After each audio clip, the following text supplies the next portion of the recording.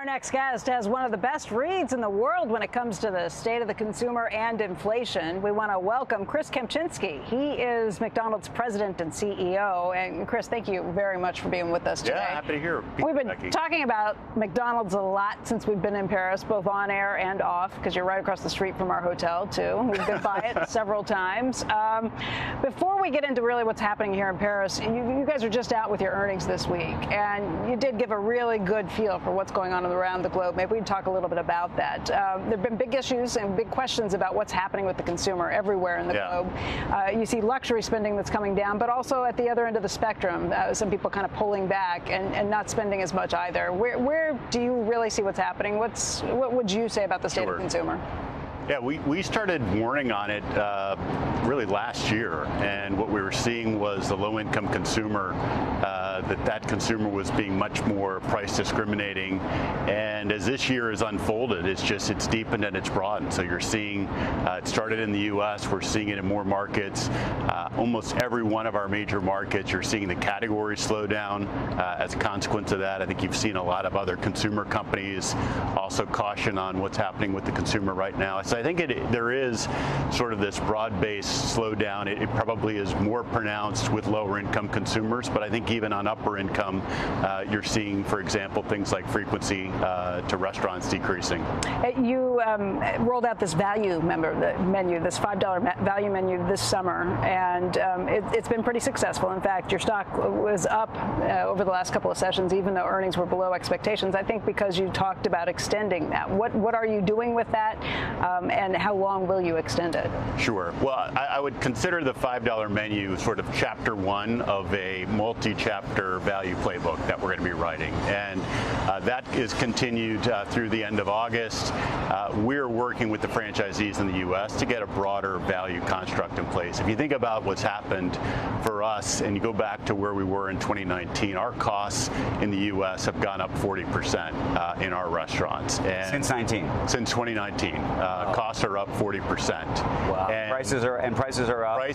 Pricing is up correspondingly. Okay. And so what you now have is you have to have a value reset where, what we had before was a $1-2-3 menu. Well, the $1-2-3 menu is a little less compelling when your prices have had to go up 40%. And so what we're working on right now with the franchisees is what's next. I'd consider the $5 meal a bridge value program, and then what we'll be doing is putting in place a more permanent value program, much like we had previously. Yeah, I mean, that's a really tough thing to tackle, especially when you look at California, where minimum wage was up like 25% earlier this year, starting in was it March? Yeah. How do you combat that? I mean, how do you offer value when you've got prices up like that? Yeah, well, I think what happened in California, I hope, is a unique situation. It was a piece of very lopsided legislation that was targeting one industry, our industry, and actually targeting only one segment of the industry, which was large companies. Smaller restaurants were exempted from all of that. And so you did see there was a big move on minimum wage. We've had to do everything in the playbook, basically, in California, from finding productivity opportunities in the restaurants, looking at staffing, looking at hours, and then, yes, you do have to look at pricing. So when you're a franchisee, these businesses are all locally owned. I mean, I think that's one of the things that often gets forgotten. These are locally owned businesses, and pricing had to be part of the equation in California. And you're seeing in California, the business there is falling off to a greater degree than what you're seeing in other markets around the U.S. You've had another headwind you've been battling, though, and that's a boycott, a Muslim boycott in lots of places because of what an Israeli franchisee did after October 7th. Where do things stand with that? It's been an issue here in France, you were just saying this week on the earnings call. Well, I wouldn't characterize it as something that was related to an act of a single franchisee. I think you're seeing broadly Western brands have been a target for some of what's happened after the outbreak of the war in the Middle East.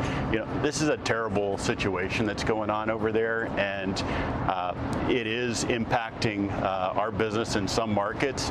Again, I'd say the thing to remember is in these markets where we're having some of those boycotts, these are businesses that are owned by local franchisees. communities. We typically are the largest employer in that market, and most of our supply chain is sourced from in that market. So here in France, for example, 3/4 of our supply chain is sourced from within the country.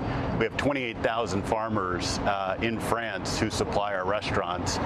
So I think we, like a lot of Western brands, are sort of working our way through this. But the important point is, McDonald's is not taking a side on this. And I think, for us, we're about supporting communities, and that's what we're going to continue to do. Is there another restaurant chain you look at you think that's done it better? By the way, Starbucks has been struggling with similar issues in certain ways.